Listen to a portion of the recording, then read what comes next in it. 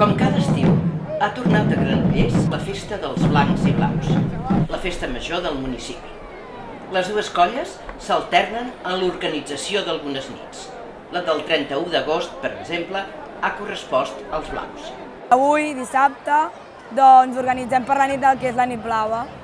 Hem recopilat tot el que hem fet durant tots aquests dies i és el final, la festa final de blaus, almenys. Cada any tenim un centre d'interès diferent i ens ambientem. Aquest any anem de fàbrica d'obrers, del món obrer, tèxtil aquí a Granollers, ambientats al 1900 i reivindiquem la festa i el temps lliure.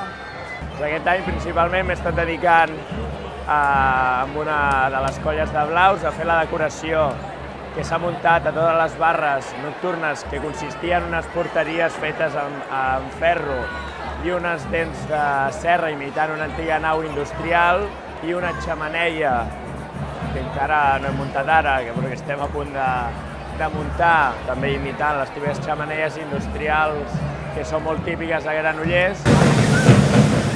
Aquest espectacle és el del Ball de la Guspira i la Gralla de Foc, un dels atractius més simbòlics de la festivitat. La Guspira és la figura dels blancs i la Gralla de Foc la dels blaus.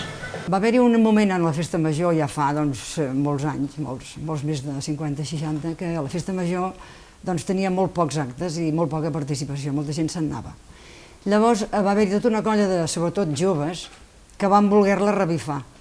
Llavors es van fer els dos bàndols, dintre de cada bàndol hi haguessin colles lliures, molt lliures, o sigui, no lligades a una tradició de les famílies. A partir d'aquí, aquest model de festa major es comença a disseminar per tota la comarca i a Canovelles, els Cants i les Ovelles, Mollet, en fi, a molts llocs incorporen aquest model de festa major competitiva. I en aquests moments tenim un ventall de colles i d'activitats que desborden la pròpia festa major, que ja no n'hi ha prou. En 4 dies necessita 10 dies de festa major per poder fer totes les activitats. L'origen de la Festa Major de Granollers data del 1897, quan dos rajolers van fer una aposta de veure qui feia més maons.